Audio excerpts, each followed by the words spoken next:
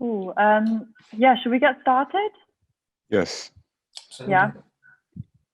Okay, yeah, so as I'm sure looking at everyone who's participating today, yeah, we were all speaking last week. I think we covered some really interesting points, and basically today we're just going to maybe go over what we discussed and kind of explore new territory as well. So yeah, I'm Ellie, the Timeless Goods podcast host, and we're with Cary, Philo, and Levi today. So to begin with, I just want to kind of touch on what we said last week, and I want to ask everyone something that really resonated with them from last week's conversation, if that's all right.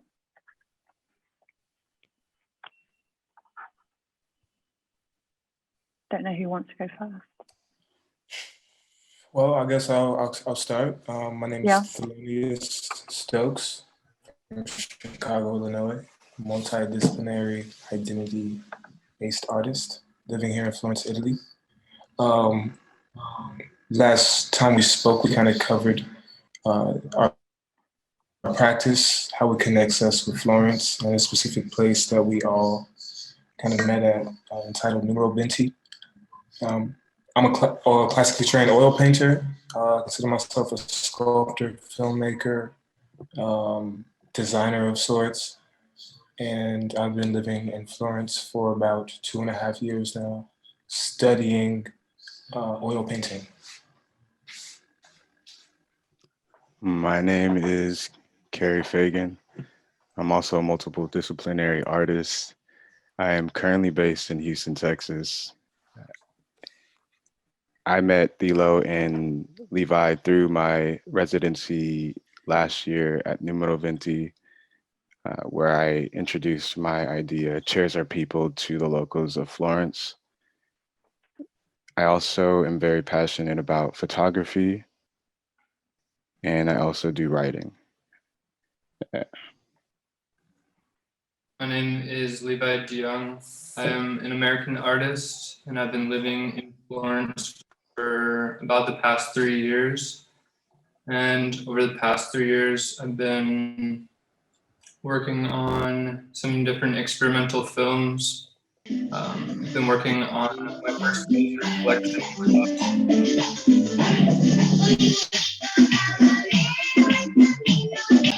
What is going on?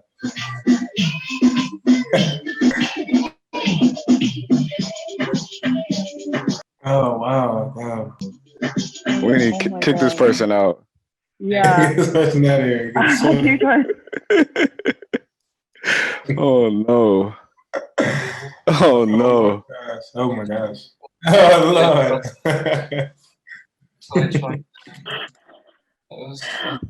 I'm not sure what just happened there.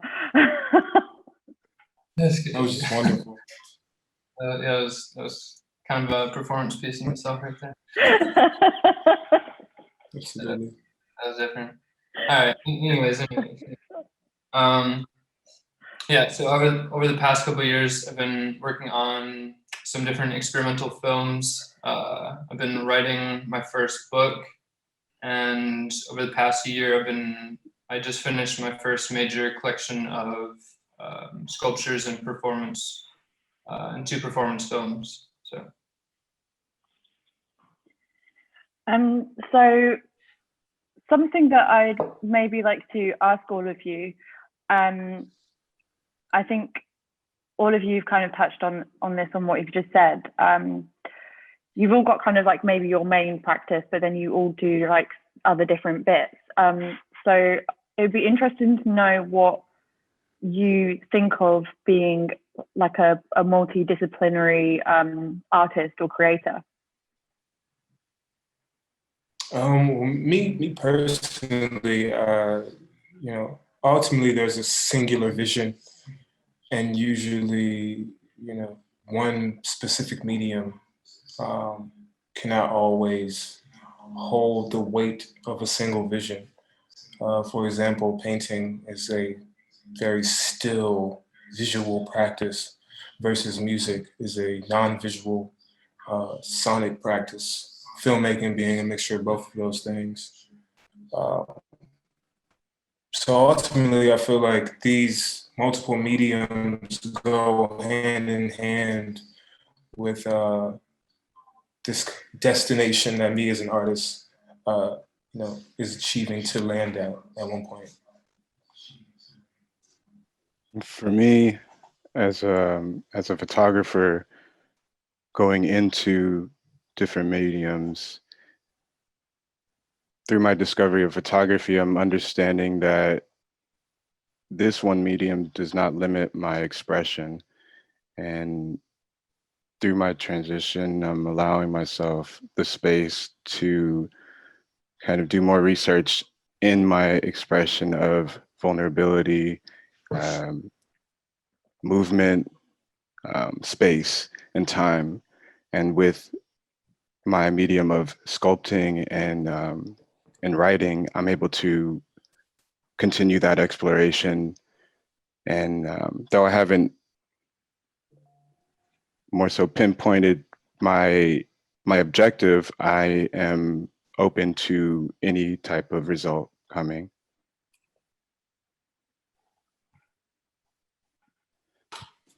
Right on.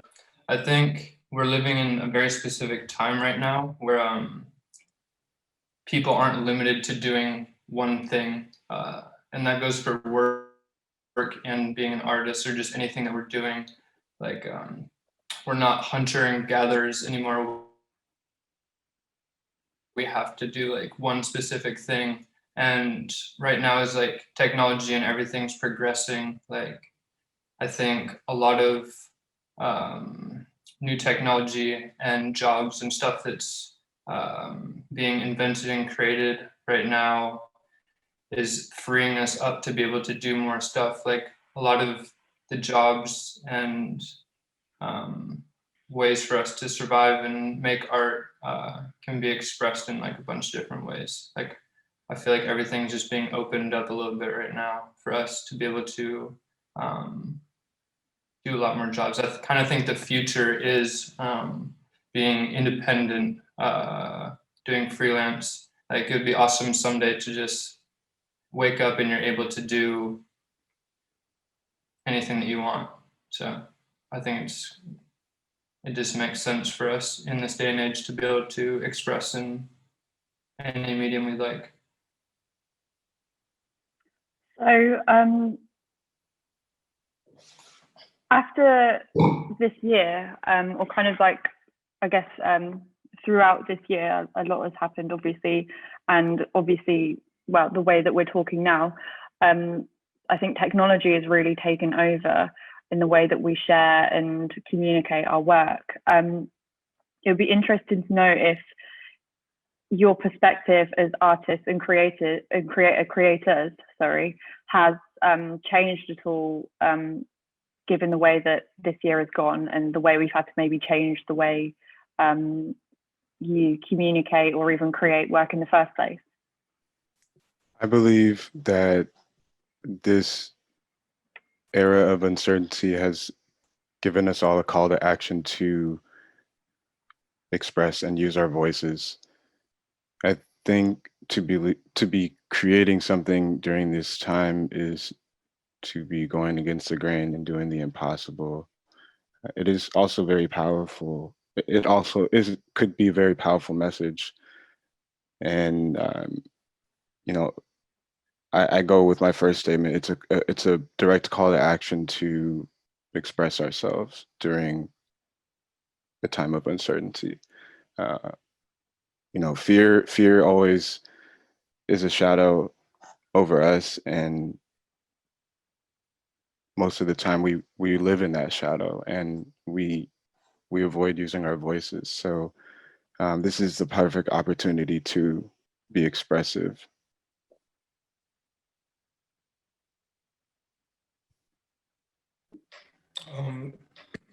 Excuse me, I agree. I think this is the perfect time for one to express themselves. Expression not necessarily being a sonic thing or a verbal thing.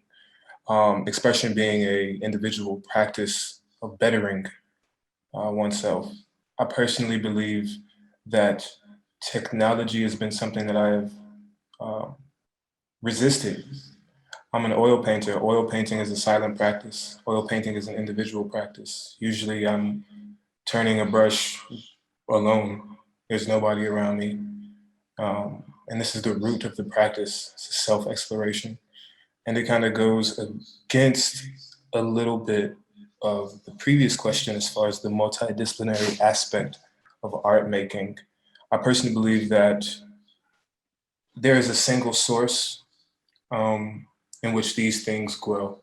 There's a single practice in which these things grow. And I personally believe that technology has allowed us to not focus on one specific element of our expression, which can be potentially dangerous. This has been a dangerous time for people around the world, specifically in relationship to technology.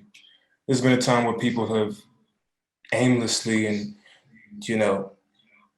in this complete trance of just being on their phone on a day-to-day constant basis, which is extremely damaging to expression itself. So it's a conflicting time, but this is a time where expression is something that is considered impossible. The flight of a bird in a jail, that can be an interesting correlation to this time. So, yeah.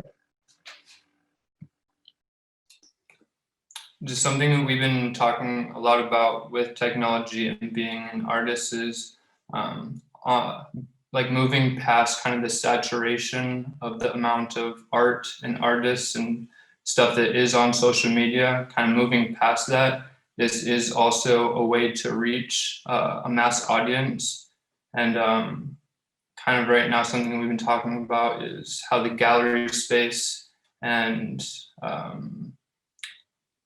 the percentage that the gallery space then owns of the artist is kind of being weeded out a little bit. And now we kind of have the full control to use this platform, social media, to show our artwork however we choose and be able to directly speak with collectors and patrons and other people. So I think technology in that aspect has been a really interesting thing to kind of navigate. So during the first lockdown, Levi, am I right in thinking you made a number of films that you released and put on Instagram, for example? And then there was the film, is it, I've got it here, 1 second.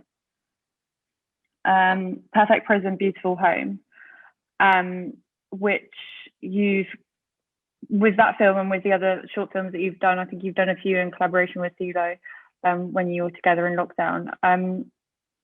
It would be interesting to hear a bit about how, what the reception was to kind of creating these films and putting them out there when a lot of people had no choice but to view and engage with them via social media because we were all at home. Yeah, so the reason I was creating a lot of these different experimental short films was I was kind of just seeing the four walls of my house, and I was speaking with this with Cary, and obviously me and Thelonious were working on a lot of different performance art and video and experimental films over this time period as well. But basically there was this day that I was using this spotlight projection that was basically like, I don't know, for some reason it felt that it resembled me looking inside of myself intrinsically. And I was thinking that like these four walls that I'm looking around in my house is like not trapping me, but it's kind of like what my physical body and my brain is a little bit. I kind of felt like in an internal and an external level that I was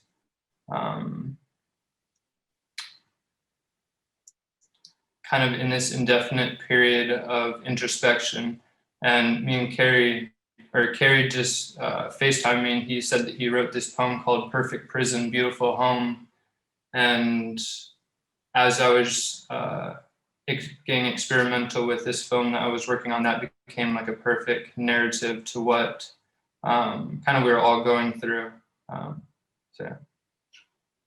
And to add on to that, that piece that I wrote, Perfect Prison, Beautiful Home, that was at the start of quarantine.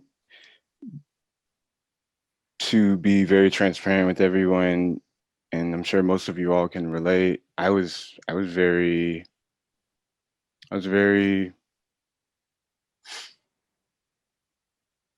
scared at the time. I was a little worried. And this was actually also the same time that I was allowed time to think about that. And so I wrote about how I felt. And this is how I produced this piece. And Perfect Prison, Beautiful Home, to give you a synopsis, picture everything you have that you want in your own space. Well, if you think outside of that, you'd never have to leave your space. And ideally that could be a prison, but it's perfect because you have everything you need. So that's kind of the play on words. And I also have a vocal, because I want to get into voice acting one day. And I did a spoken word piece as well. Yeah, that was the narration over the film. And yeah, so the symbolism was on an internal level, kind of how our minds, our bodies are kind of this, like, on the physical level, it's this perfect prison, but it's a beautiful home. Like, I know a lot of people are going through kind of some mental battles over this time, because all we really have to do is sit with our thoughts a little bit. So that was just kind of speaking on. And to go back, on the thought of impossible, well, before this even took place, Levi and I had a conversation about the impossible. What would it be like if we actually pulled this project together? And, fortunately through technology, we were able to both direct this piece. And, I did the written side, and he and his team did the video piece. And, it was featured on ID Italy, I believe, right? Right, Levi? And the response was beautiful, because I'd say that piece was very, very transparent, and a lot of the audience could relate in some way. Yeah.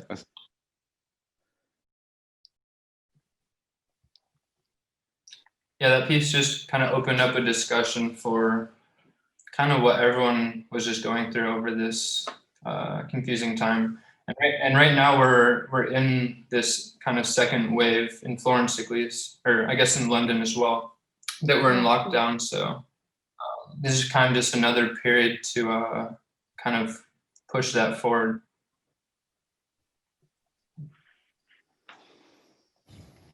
So looking towards the future, in the last conversation, Thelonious, you mentioned that you've got an exhibition coming up in Chicago in December, I believe. Is that right?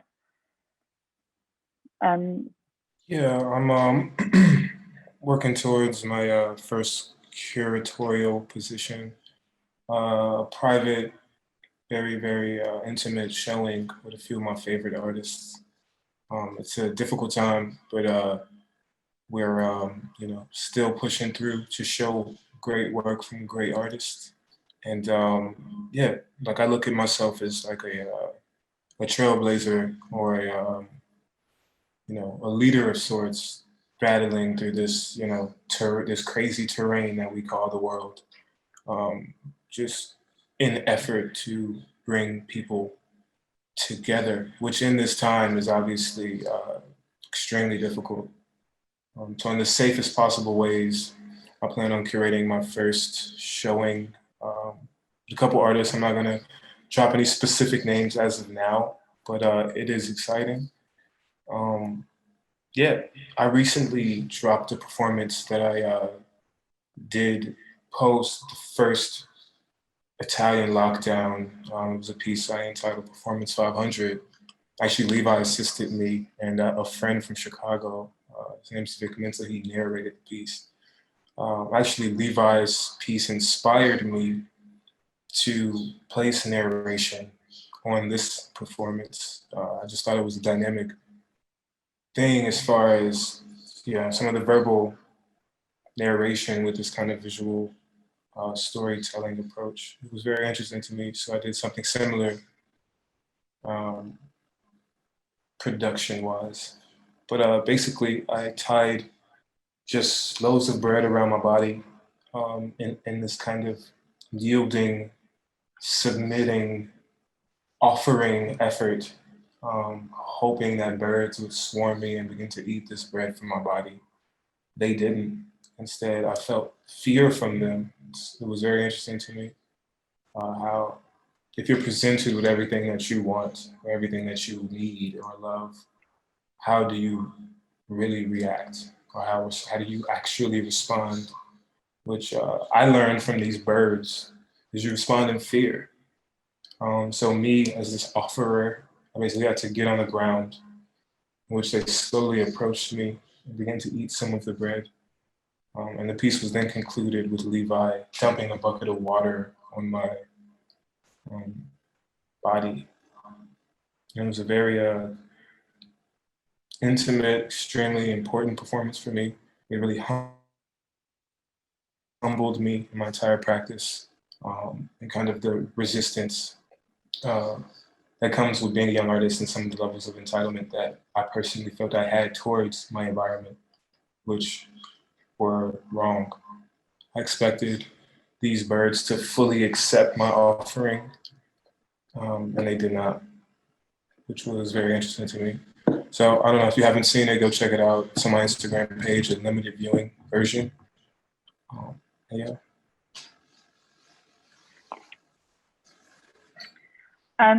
Yeah, just to say, when we upload the recording of this, maybe, I think we mentioned this for the last one anyway, we'll put in links to the works that are mentioned so that if people haven't already seen the video, the film, they can go and find it. I'd also just like to quickly add as well, if anyone's got any questions they want to ask, if you want to pop them in the chat, and then we can either go through them as they come in or towards the end.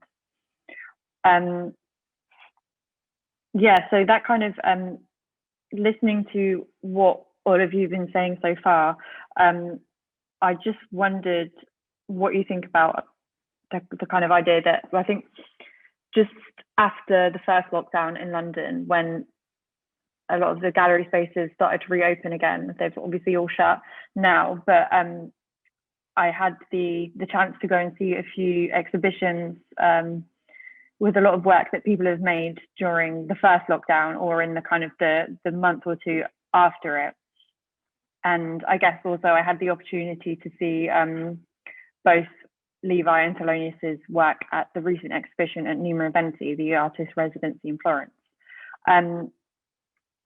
Seeing a lot of people's responses to the pandemic and the lockdown is really interesting to see how different people respond. So I just wanted to know a bit about what you think about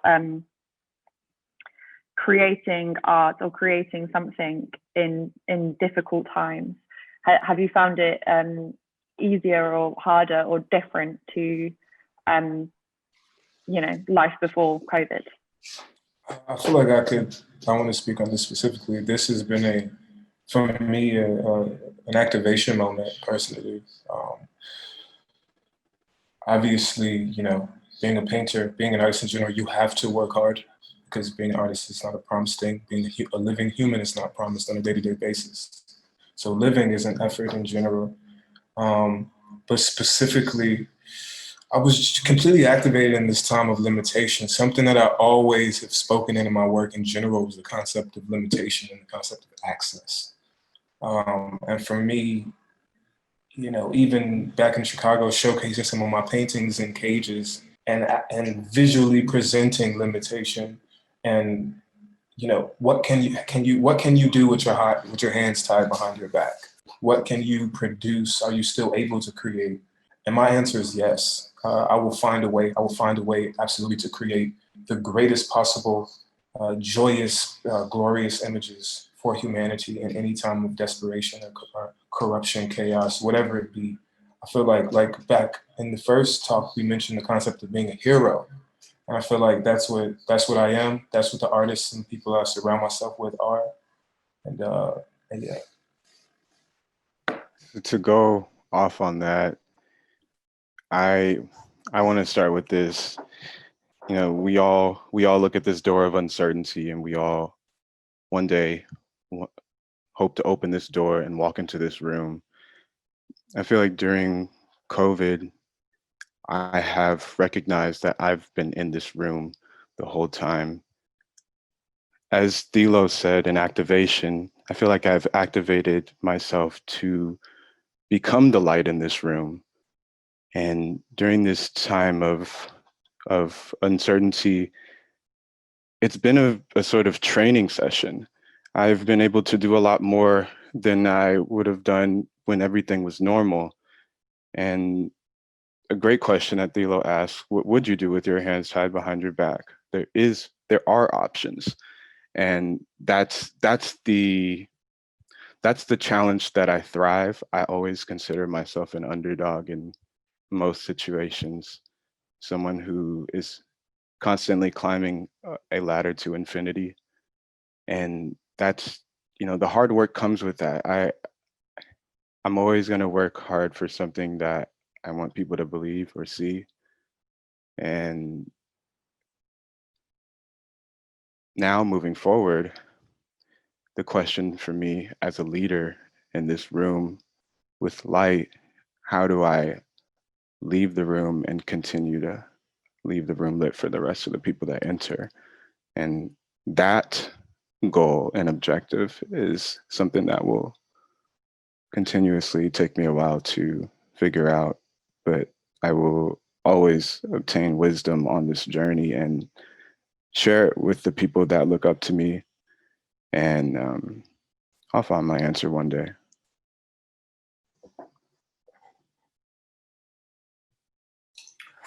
Yeah, right now I think is a really important time to be producing art, but then also for the rest of the population experiencing art. I feel like people right now need to step into a space that will fully open something else up for them. And that's why something we've been talking a lot about is creating spaces for people, safe spaces. And that's something that we want to do. So to be able to create something in this moment that kind of speaks on the ineffable world that we all seem to kind of not really always want to talk about, but creating things that are hard to kind of speak or think about, and then put that in front of someone and let them interact with that. I think like people need art more than anything right now in the world. So.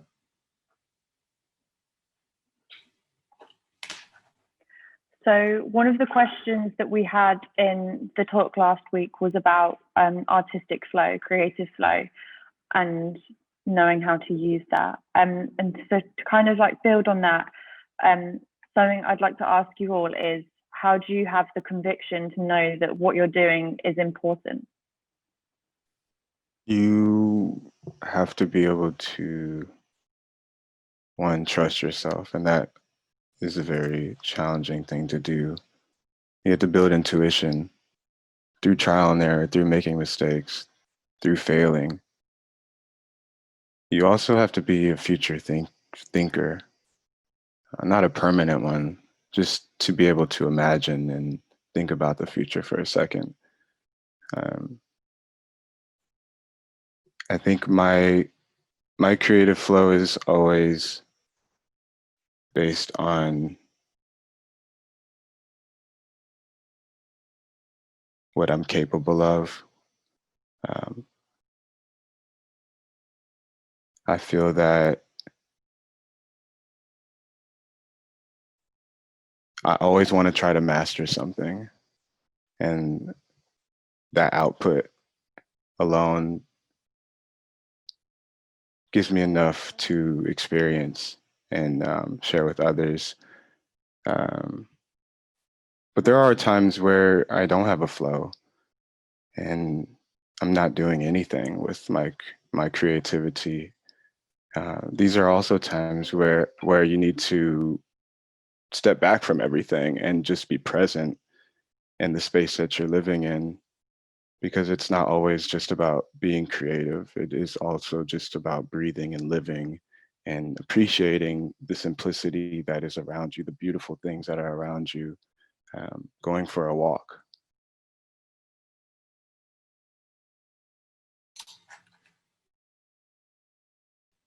Yeah, I think to have full faith and conviction that the stuff that we're doing is worthwhile and meaningful is just to be aware and designers of the world that we want to see. So like all of this stuff that we're doing, I feel, is very important. We are artists and we're designers of the world that we want to see. So I think it's extremely important to in our practice to be exploring these topics that can help maybe shift the world a little bit and shift someone's perspective and push the boundaries forward a little bit. I think that's all the conviction we really need.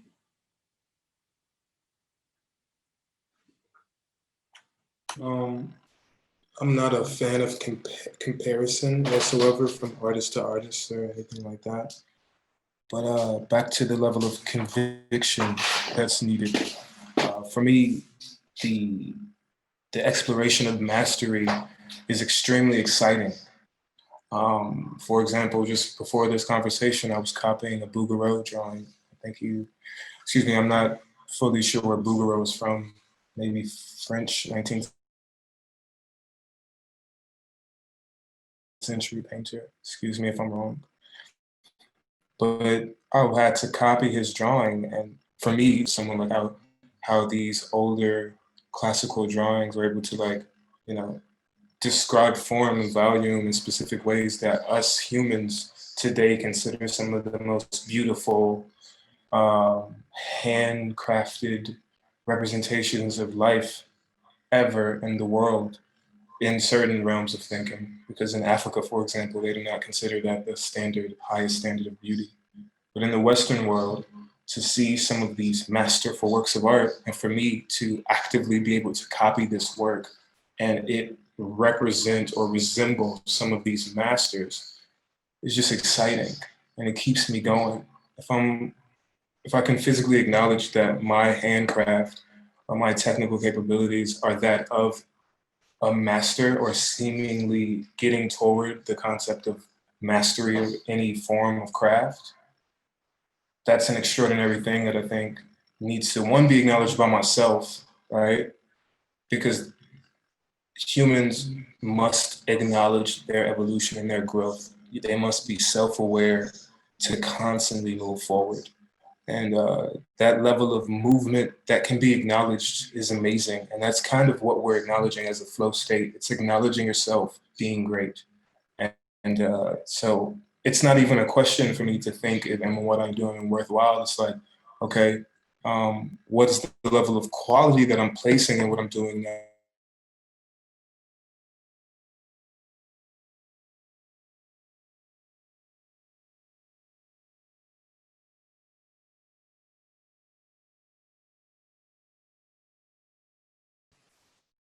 I think he's coming back. Have we just, yeah. No worries. I was gonna say, Levi, is he? For it to last forever. Oh. Yo, Thelo, can you repeat your question or your answer a little bit? You kind of cut out.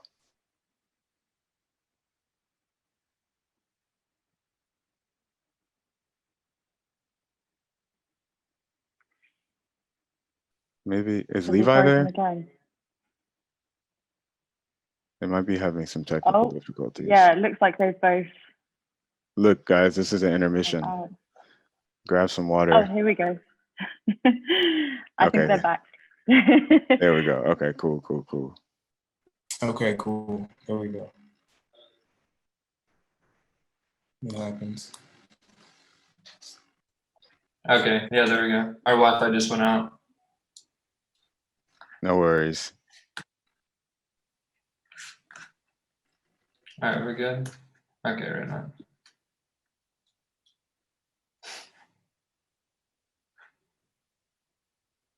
Sorry, I hope I wasn't going on like a tangent or anything like that. I don't know if you guys.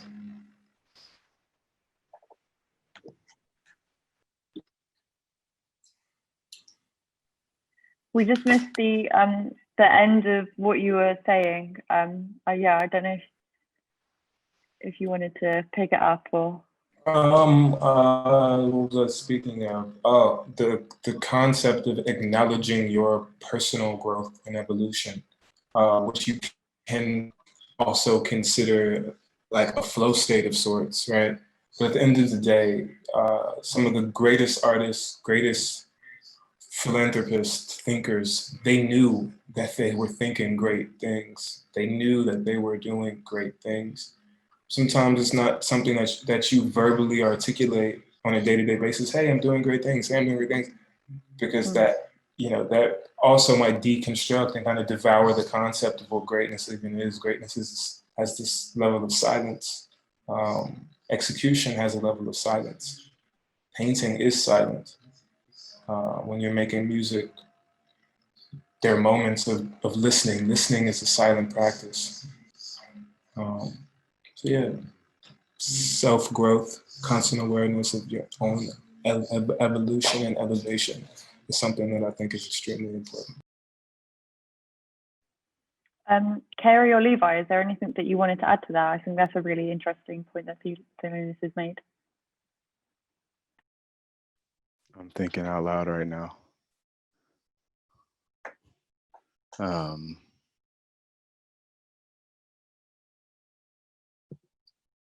To go on the topic of greatness, for me, with my writing affirmations is one thing that helped me recognize my greatness and understand my capabilities during these times.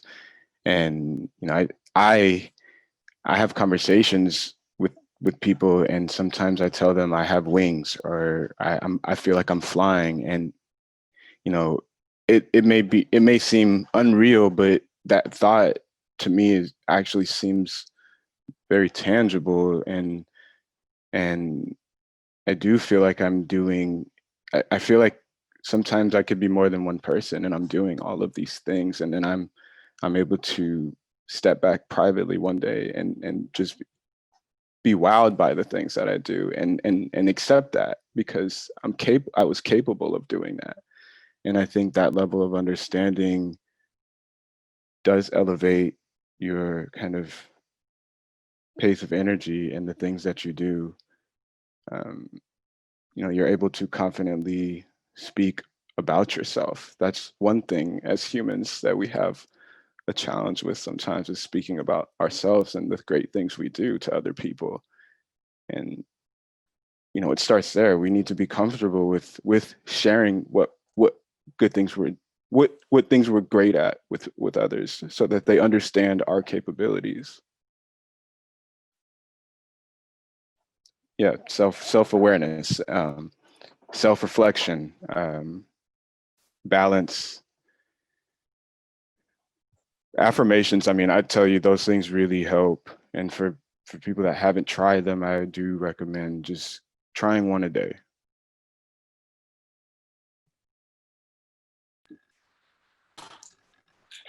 Yeah, when you're living in your truth and you're living with holistic discernment, you don't really need conviction or a pat in the back to tell you that what you're doing is right. Because when you are fully living in your truth, you are able to just expressed on the highest level, and there doesn't necessarily need to be words or explanation for that.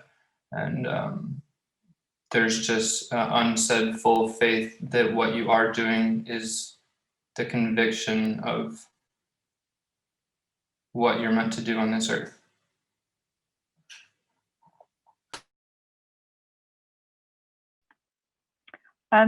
So just to change topic a little bit, there's some things that I wanted to discuss.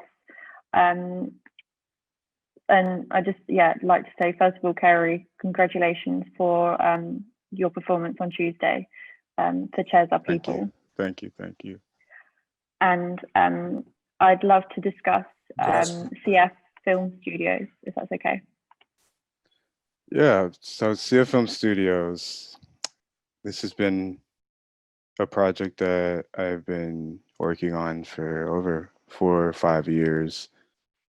I've now found the direction that I want for this vision, and CF Film Studios is a division. It is a division of talented people who represent themselves very well, and they're talented in what they do. And there's several wings to this division. There's a roster, but there's also this idea, and again, this is all still developing. There's this idea of a kiosk, a help center, somewhere where people, artists, can come to and receive the information they need to equip them for the world that we live in today, the world that does not give us the answers that we need. And we, ultimately we want to be there for you. CF Film Studios goes off of the tattoo that I have on the back of my neck, find the others. And that simply means finding the other people who you connect with, who you communicate with, and coming together. CF Film Studios is all about teamwork as well, teamwork and communication. So as this idea develops, I know the direction that I want to take it in. Next year, there will be opportunities for me to present this idea more. There's already been opportunities in the past, but I think they need to be more refined. And that's currently what I'm working on the website. It's still a work in progress still, and I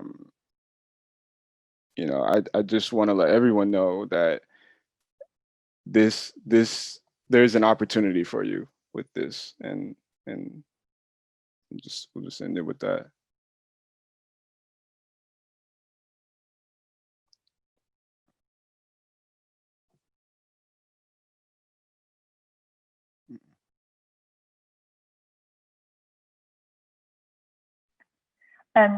Sorry, I don't know what happened to my screen then.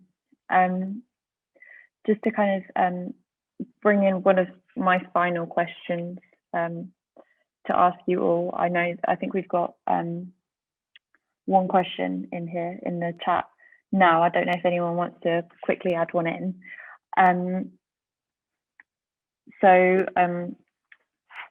Cary, you mentioned that part of the inspiration behind film studios, behind the film studio was the tattoo you've got, find the others. Something that I wanted to ask you all is,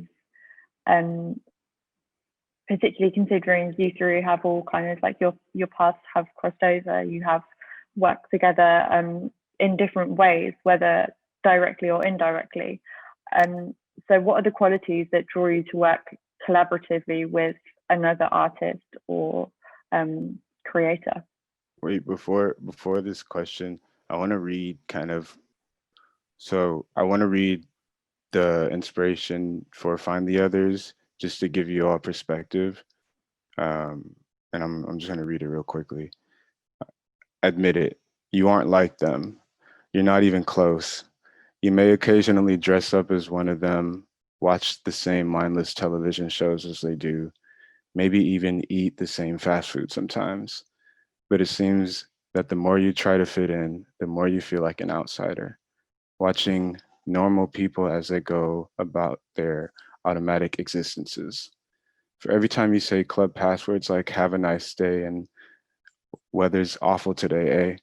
you yearn inside, say forbidden things like "tell me something that makes you cry" or "what do you think deja vu is for?" Face it. You even want to talk to that girl in the elevator, or face it. You even want to talk to that girl in the elevator. But what if that girl in the elevator and the balding man who walks past your cubicle are thinking the same thing? Who knows what you might learn from a chance on conversation with a stranger? Everyone carries a piece of the puzzle. Nobody comes in your life by mere coincidence. Trust your instincts. Do not unexpect. Do, do the unexpected, sorry. Find the others. And then my definition of the others are those who understand this, that success requires longevity. People who do not understand this process press the button before they see the prize. Sometimes you do not receive a reward for doing something great. The feeling you receive weighs greater. Search within.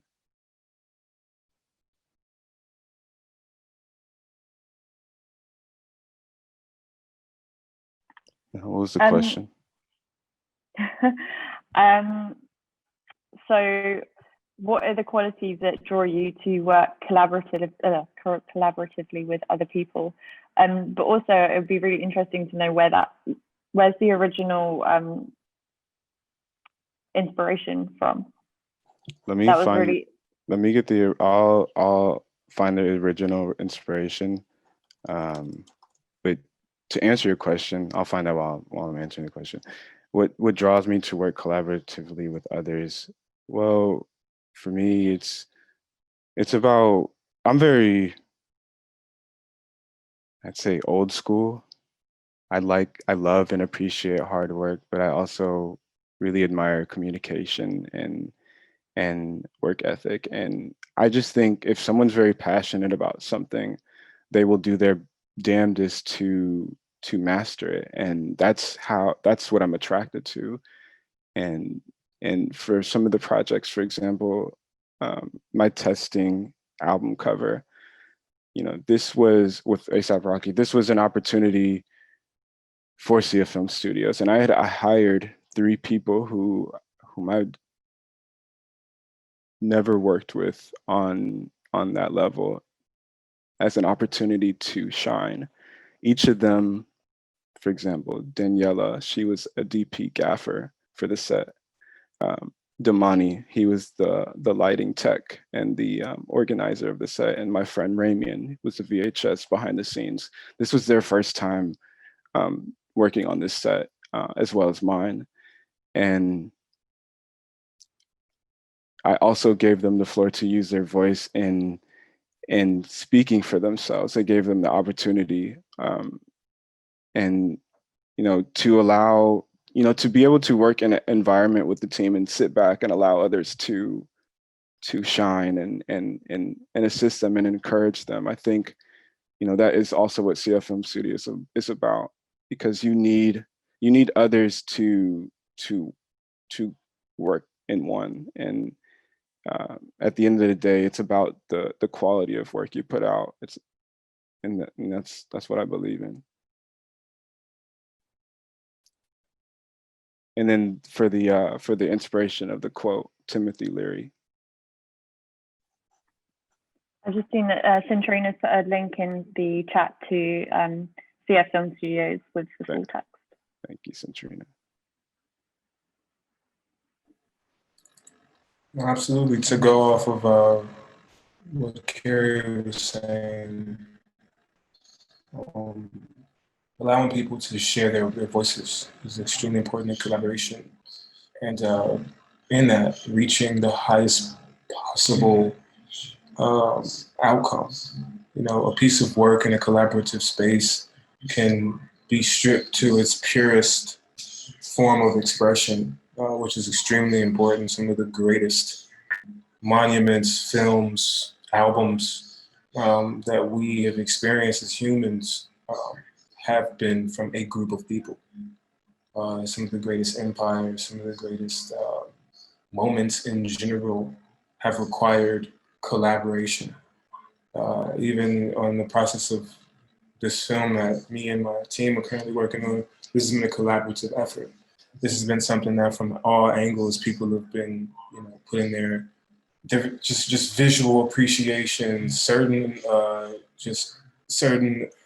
very nuanced aesthetic levels of taste, and just like all this diverse mash of just perspectives that can equal this gorgeous piece or this gorgeous object or this gorgeous movie or whatever it is. So yeah, to conclude, collaboration is the hand that crushes the rock in which the diamond is then revealed.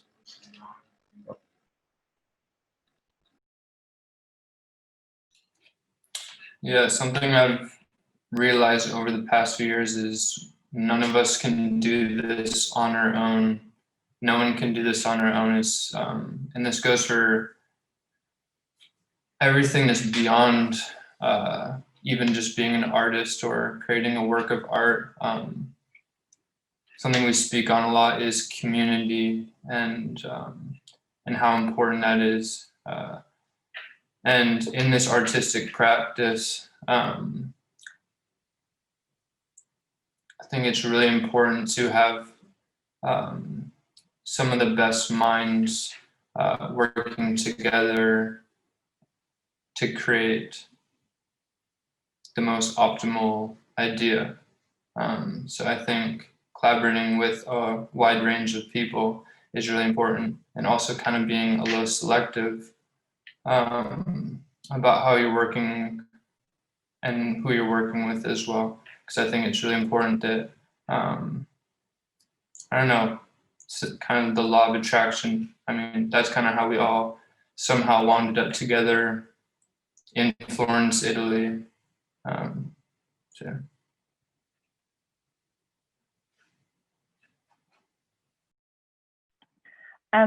So we've got a question and a point that was made in the chat by Kira. I think it was in relation to Thelonious, something he was speaking about earlier. So I'll just read it out and then, yeah, with the question at the end, so you can all give your response. So we've got, true that art can bring a feeling rooted in collective memory.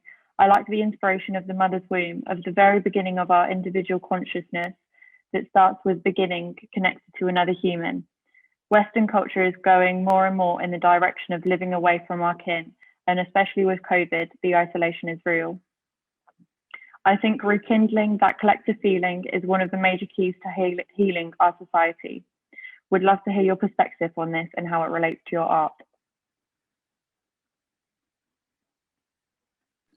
So if I'm not mistaken, she's asking how rekindling with my community relates to my artistic practice, for lack of a... I mean, yeah, I guess you could interpret it in that way. She said yes. Yeah. Well, I am from the south side of Chicago. This moment for me has been a moment of strength. It's been an extremely isolating moment in which my strength has been tested. For example, my practice, my living vessel was born in Chicago. So this has been a moment to just really acknowledge why I'm overseas. Why am I doing what I'm doing? That's because I made these decisions to better my environment in my specific practice, which right now is focused on oil painting. I see it like this: oil painting saved my life, oil painting will save my family's life, and oil painting will uplift my community.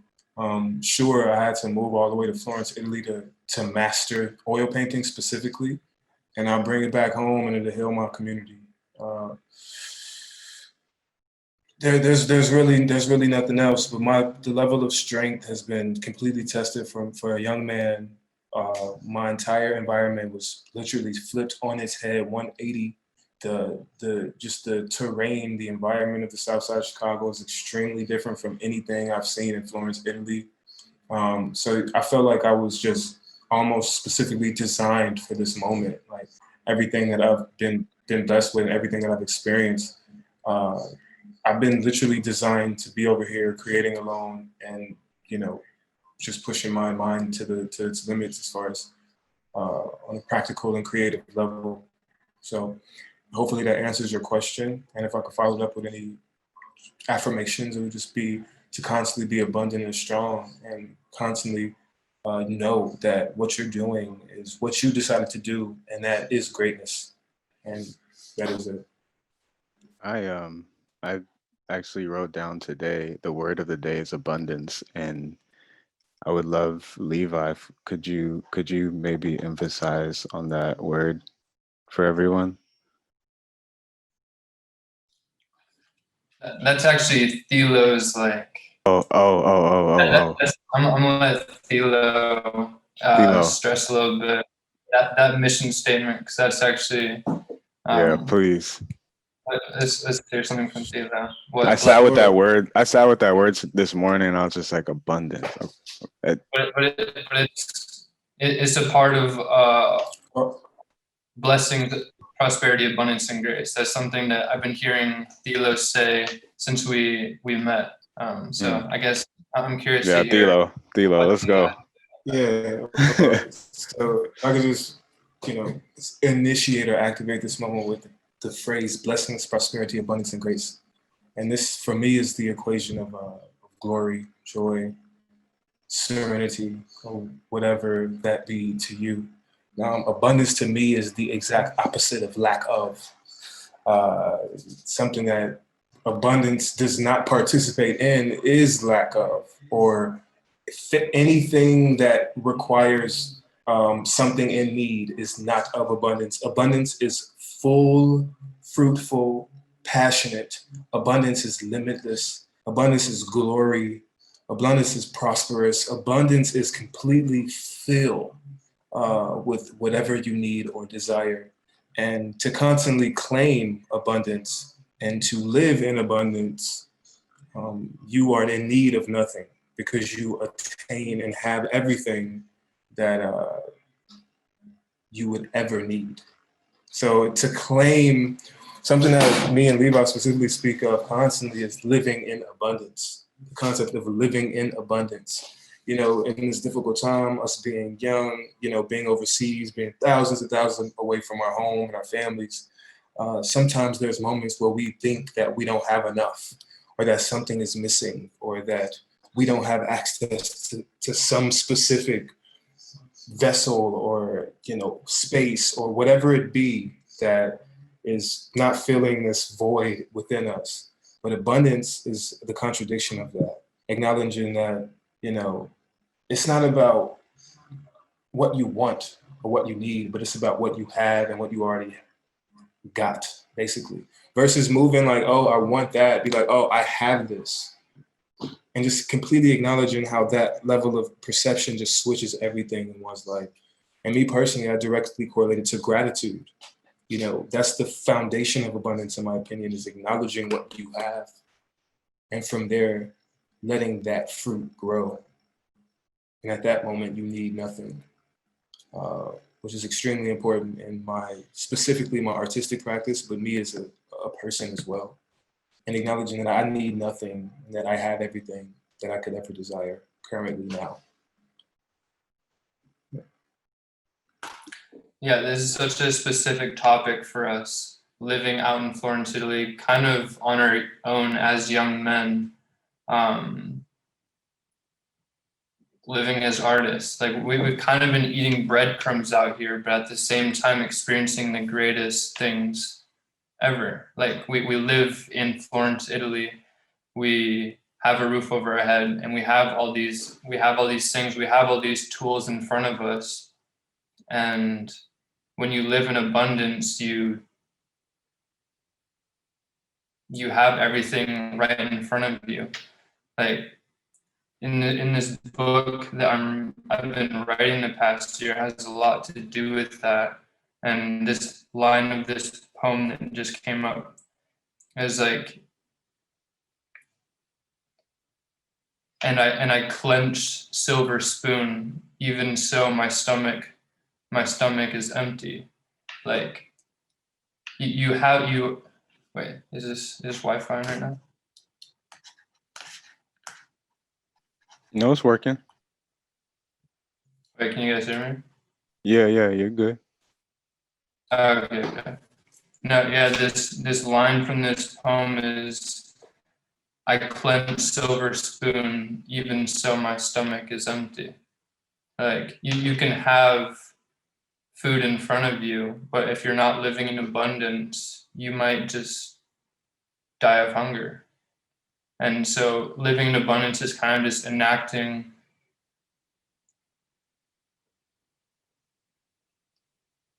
everything that's already given to you and everything that is about to be opened up to you. So that's a really important thing Could you say, that we have been exploring and experiencing.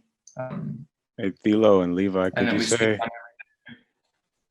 could you say living in abundance is a daily meditation? Would you agree, or what do you think of that?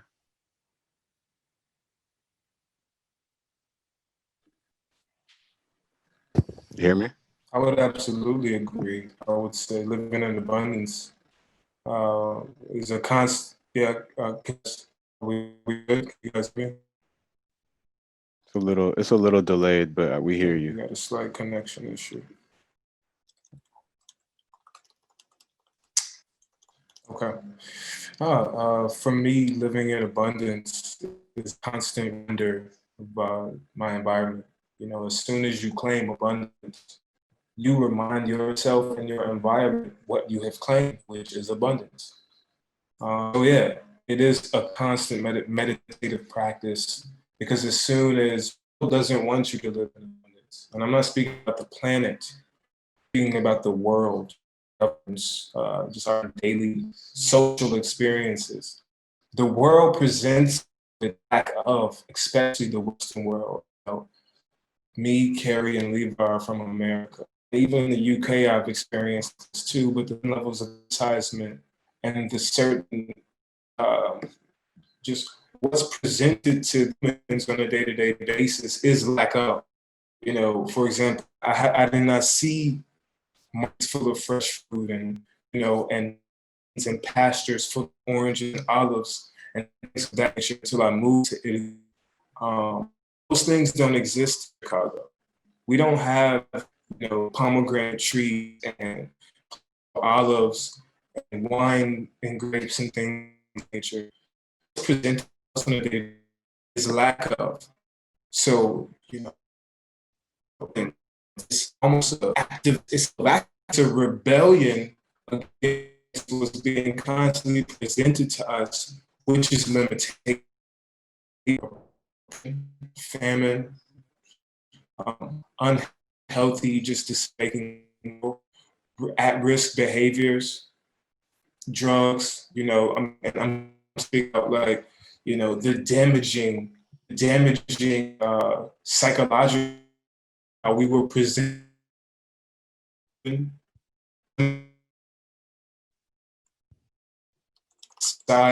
inadequately presented to us as humans on a day-to-day basis, like the sunshine.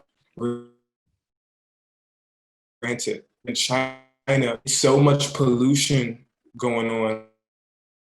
The sun is blurred out by the pollution, fighting this level of destruction that we're.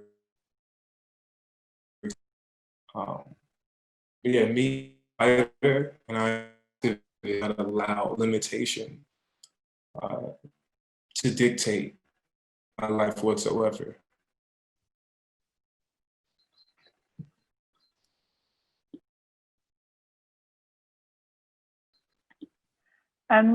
Thelonious, we just lost you a little bit there at the end. I don't know if it's worth maybe turning off your screen, and then it might be the connection might be a little bit easier. Sorry. Can you guys see me? I'm sorry. No worries, no worries. We can't see you, but we can hear you. It could be like a small delay. No. Let me get my video back on. Okay, yeah, basically, I'm sorry. I was just saying that ultimately, I consider myself a fighter. Basically, complete acting that us as artists freely have, living in this, in this creative space that we call the world or Earth. And yeah, back to the initial statement of is abundance is a level of daily meditation. I would say yes, abundance is a day-to-day fight. It's a day-to-day resistance somewhat. It's presented to us modern humans every single day, which is limitation. So yeah, it is a day-to-day meditative practice. Absolutely. Thank you, thank you.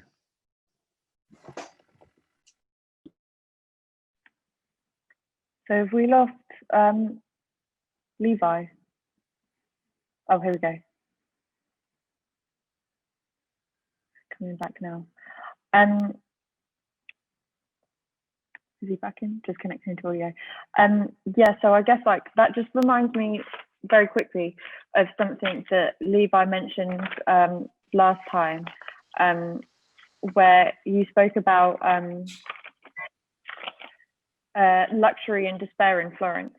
I don't know if you just wanted to like be able to, if you could just bring that back up briefly. Yeah, for sure. I guess something that we've been talking about, yes, to be aware is to be alive. And that's, wait, can you guys hear me? Yeah, okay. Yeah, to be aware is to be alive. And that's something that we've kind of just been acknowledging and seeing and experiencing around us in Florence. We live in a very beautiful, concentrated place. Like there's this concept called Florence syndrome, and that's something where when people come to Florence, people sometimes have like awe-striking heart attack moments when they see some of these churches and masterful paintings. And so like we live in a very concentrated, beautiful place. And a lot of people come here on vacation and spend money and spend a lot of leisure time. And a lot of people who live here, and it's a beautiful thing. And I really appreciate the pace of Florence. And it's kind of this time, which is another thing why I think we all appreciate Florence, is kind of this this spot that is kind of exempt of time. Like time moves a little bit different in Florence. And so I appreciate the flow of Florence and the lifestyle, the community and everything that goes on, but something that, and kind of how that gets pushed to the limits, because that's kind of what humans like to do a little bit, is indulge a little bit. So something that we've been just seeing a lot is kind of the indulgence of this leisure time, and also this juxtaposition between like people just drinking Campari sodas at 11 in the morning while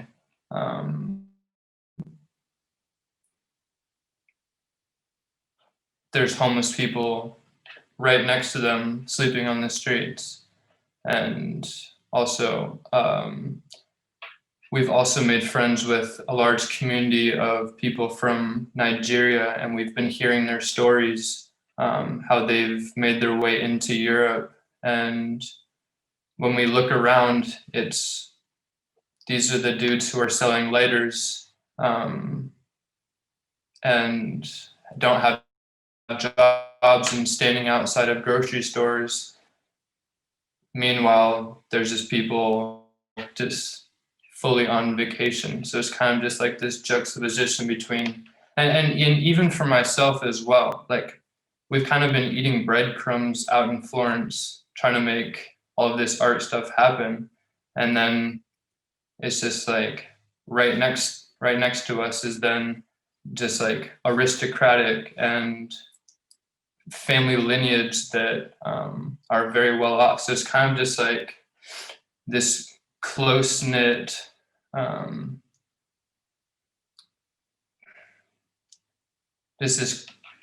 these people who are experiencing totally different worlds right next to each other. And that's something that has just been like a really common theme. And yeah, Thela, do you have anything to add? Kind of. I'm sure. Yeah, absolutely.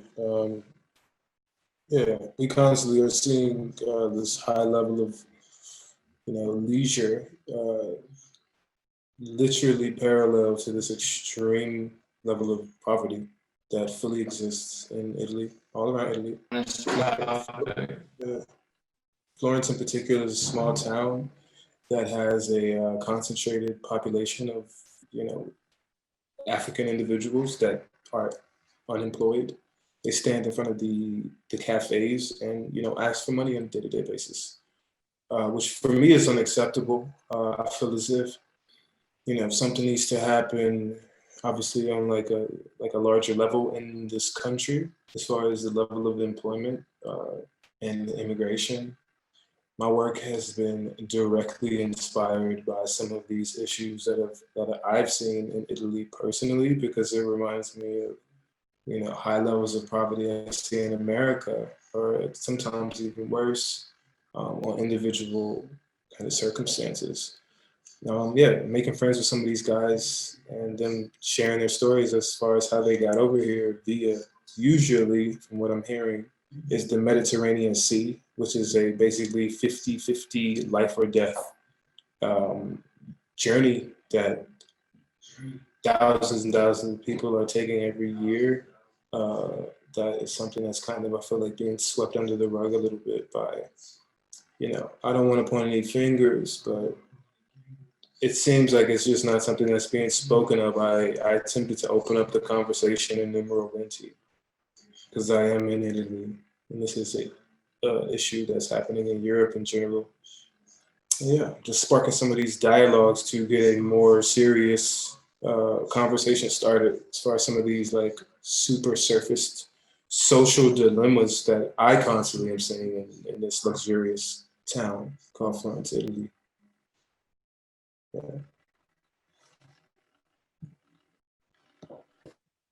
And yeah, I definitely think they're kind of like the having like the two different worlds living side by side, not always in harmony, is something that I think is definitely going to be and has been exaggerated and made much more extreme because of something like coronavirus. When I was in Florence earlier this year in October, it was quite striking that it's the birthplace of the Renaissance, but you could still definitely see and sense that there are these like much deeper divisions. So just to kind of maybe wrap things up a bit, it'd just be great to see if anyone's got any more questions that they want to drop in the chat really quickly, or if any of you three have got any final points that you wanted to make. It'd be really interesting to hear. Let's wait for some questions. About 2 minutes. 1 minute. Let's get some questions, for sure. But while we're waiting, what's life like in Florence right now, y'all? And it's chill, man. We got another lockdown going on, so I've been they've been trying to deflect me from going to my academy studio, so it's kind of been interesting. Just been having to change up the morning routine a little bit and just edit more. Yeah. Whether it's film, which is good. But yeah, man, like they don't want me to sometimes I feel like, yo, like they don't want me to paint, but that's okay. You know, just like again, those limitations. You know, just constantly navigating through this. So it's feeling great. I'm feeling great though, bro. To be honest with you. Yeah.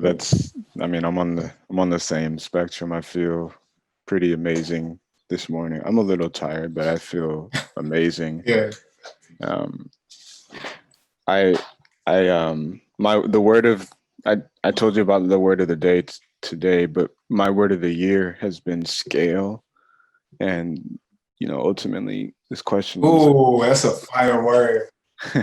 it's a question I ask myself. Yeah. How do I scale? How do I scale opportunity? How do I increase? How do I elevate opportunity? And so that's been my focus, and I just wanted to share that with you all.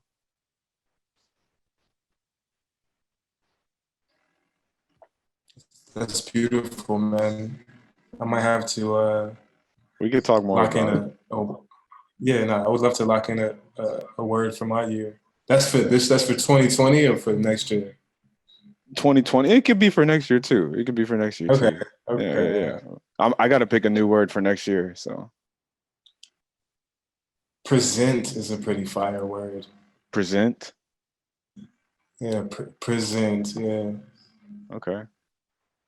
Well, you want to emphasize, or you want to think about it a little more? No, I should just from what I'm thinking, just the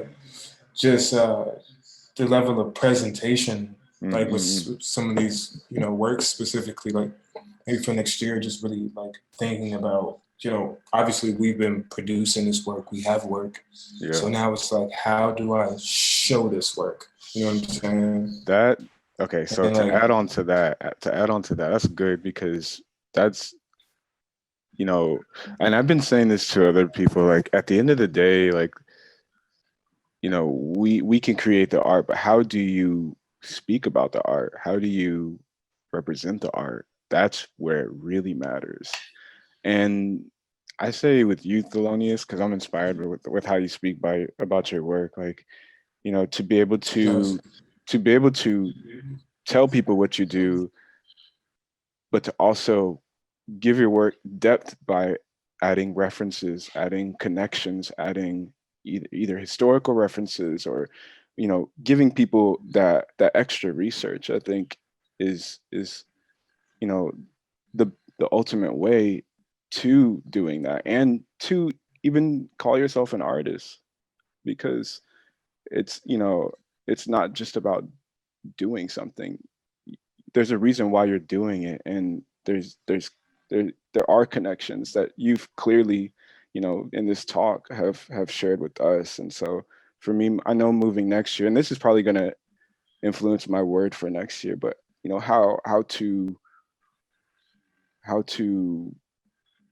and I'm not going to say confidence is the word, but how to own that voice more on speaking about your work, and how to represent that, and then doing the research and stuff. I know that's something I want to focus on moving into next year. And so that's what I inspired want. because I just said present, and you said represent. You know what I'm saying? Like that's fire. I'm Fire. gonna just write that word down, just as a cool. Like, and representation in general is like a fire word. Like, yeah, let me write that down. Levi. Representation, but then as independent artists, like being represented. And who's going to represent us? Or are we going to have to represent ourselves? Gotta redefine representation, bro. Dang. Yeah. And that comes with the scaling, and that comes with presentation, and that comes with like packaging ideas.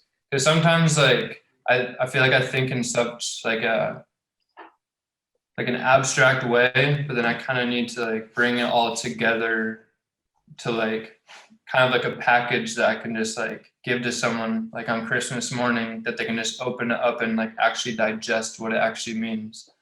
So like, that's another thing, is like packaging your ideas, because like in order to reach like a larger audience, obviously we're like I don't want to make things for people or aesthetically pleasing stuff that people like appreciate, but also it's like kind of like bringing these ideas and concepts and like putting it in a way that is sellable and is marketable and like digestible for like a larger audience. So maybe packaging a Christmas present is another word. Continuing the conversation, you know, on even topics that aren't spoken about as often, you know, as artists, we now, you know, if we're aware of these topics, we have responsibility, and that is the challenge that we have to take to include depth in our work, I think.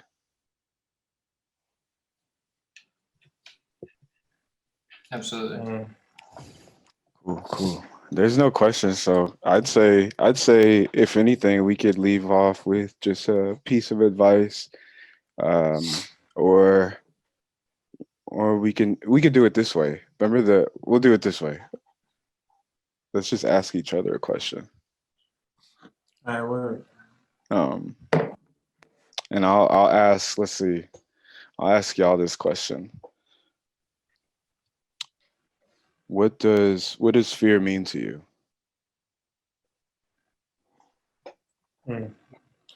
To me, fear is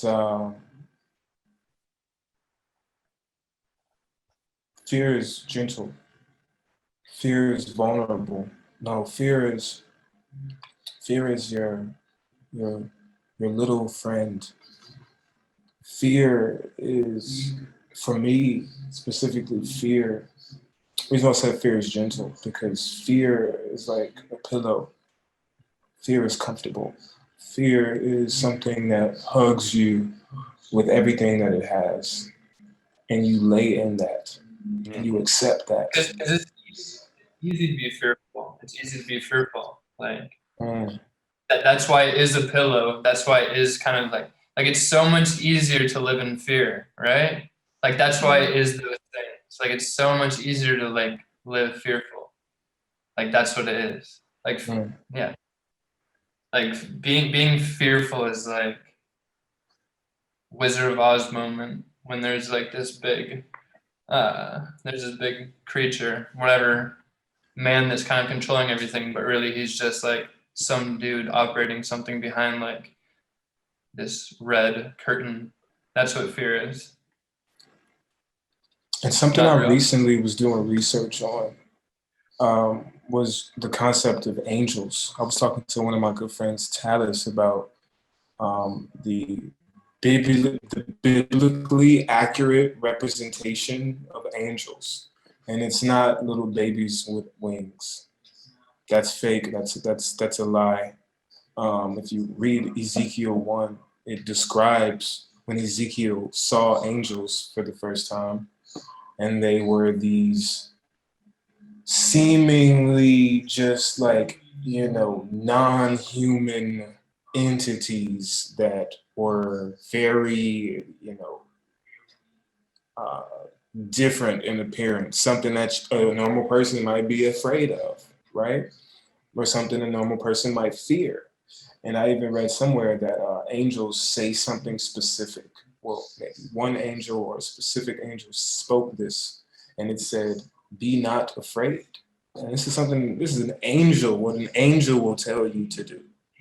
So if our natural response to an angel is fear, and think about the possibilities if we just dropped that fear. We could just have direct conversations with angels, interact with angels.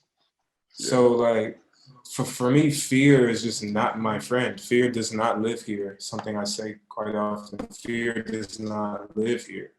Like almost like getting fear away. Like fear, you're not allowed, you're not welcomed in this space, because this is where angels live. Thank you. That was beautiful. That was beautiful. Nice. My applause. Thank you. All right. I got a question now. What does the word love mean to you then? Love. Being able to love yourself is something that that has helped me. You know, being able to understand. Well, Thilo, go ahead. Let me think about this one. Let me think about this one. That's a good feel you, question. man. That's a good question. It's a big That's a one good because, question. you know, we just, yeah, It's funny how it's easier to answer what fear is. It's easier to answer what fear is sometimes than answer what love is. That's kind of an interesting point, to be honest, because like sometimes fear is more familiar and it's a little bit easier to talk about. It's like fear than you just hit it right there. Fear is more familiar, right? Yeah, To the fear is more. masses. Yeah. Yeah. But ultimately, love is this, right? Love is the breath that's the first breath of the day, right? Love is the ability to conceptualize and touch a flower. Love is the feeling you get when you hug your mother. Love is the feeling that you get when you see your newborn child. Love is the feeling that you have when you're able to write and express a pure, articulate thought. Love is the answer, you know? Like love is the end all and be all. That's why they say God is love. Love is simplicity. You know, if fear is a sometimes I see it like this: like if fear was a trash can with like, you know, so much variety and so much dirt, right? Then love would just be a sphere, a single round sphere, the exact opposite of all of that chaos. Love would be the most simple form. It's a pure form. That's so easy to pure form. I'm gonna have to agree with that one. All the things you said, but my answer would be love is simplicity. That's what love means to me. Being able to It's the simplest thing. being able to live in the moments, being able to appreciate those simple moments, because and if those simple moments give you a feeling, I think that's also love and appreciation. And I've learned that, you know, a lot this and last year, that love is simplicity. Absolutely. Thank you. Yeah. It's beautiful. Thilo, you got any questions, or you feel you tapped out?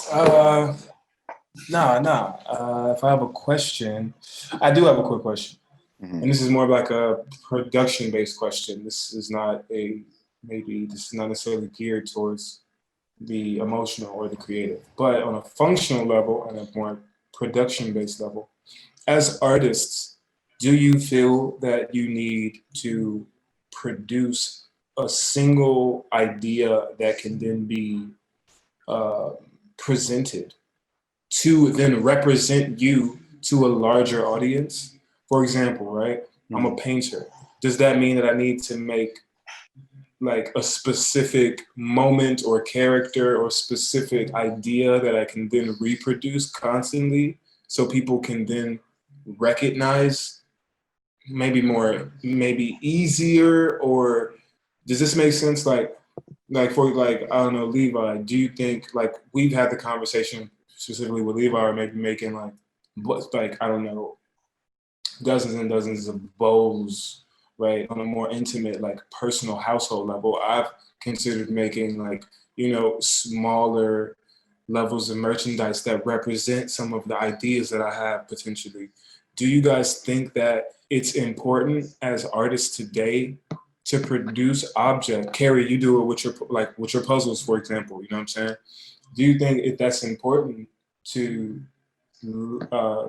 navigate and to lock in a specific moment of your artistry that can then be presented to like a larger group of people? And how do you guys see yourselves doing that? So for me with the puzzles, It initially started on the question, how do I break my work up? How do I break my work? And then the next question was, how would people put it back together? And that's when the idea of a puzzle came. And to go on that idea, this was a way that people could potentially build a relationship with a piece of art without even knowing who I am. And that was an opportunity to spread my work out on a way that was wholesome, getting the world to disconnect from their technology to do something simple with themselves.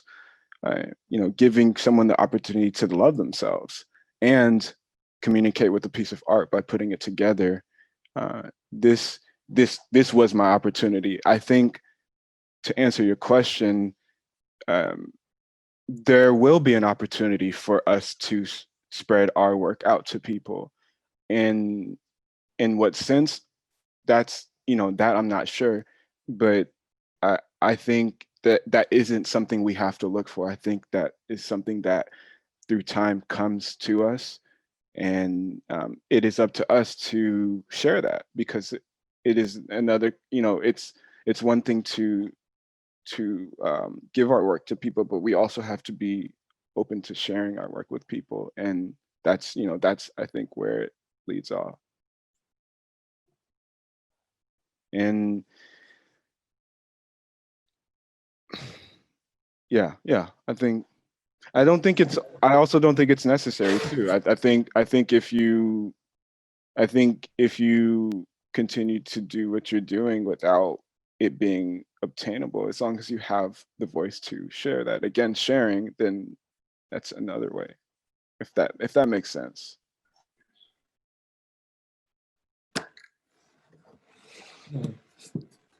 Absolutely, bro. That was great, bro. That was great. Yeah. Thank you. Yeah, I think that pretty much covered it. I'm still trying to navigate that right now. And that's just something that like comes with time. Like I don't think there's gonna be I don't think there's gonna be some moment or thing. I mean, maybe there is, maybe there'll be some aha moment, but like, I think something we were talking about earlier is longevity, and so like things don't happen overnight, and might not just be some pinpoint that just, okay, now it's all over. I think it's just like, it's this cycle of creating, exploring, communicating, and that will just journey. then, yeah, exactly.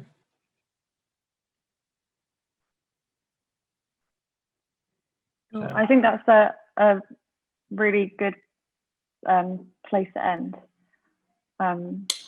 Yeah, I really want to thank everyone again for listening in. Thank you all for hanging out for an hour and 40 minutes. Yeah. Thank you. And that was us an hour? I was at almost 2 hours. Almost 2. Wow. So thank you. Yeah, we got some really interesting points covered, and some amazing comments in the chat as well. So yeah, I would just like to thank all of you for tuning in, and yeah, we'll put the recording up. But yeah, this has been really, really great, and I think definitely as great as part 1 was, this has been just amazing. So yeah, thank you everyone. Thank you, Ellie. Thank you, Thelo and Levi. Amazing. Thank you everyone who tuned in. We appreciate your time, and we'll keep you updated with the recording. So yeah. Yes, peace, guys. Peace. All right, wait. We need to end it with one thing. A blessing, prosperity, abundance, and grace. Absolutely. Blessings, prosperity, abundance, and grace. Blessings. Thank you, man. Peace, all right. Peace. Peace. All right.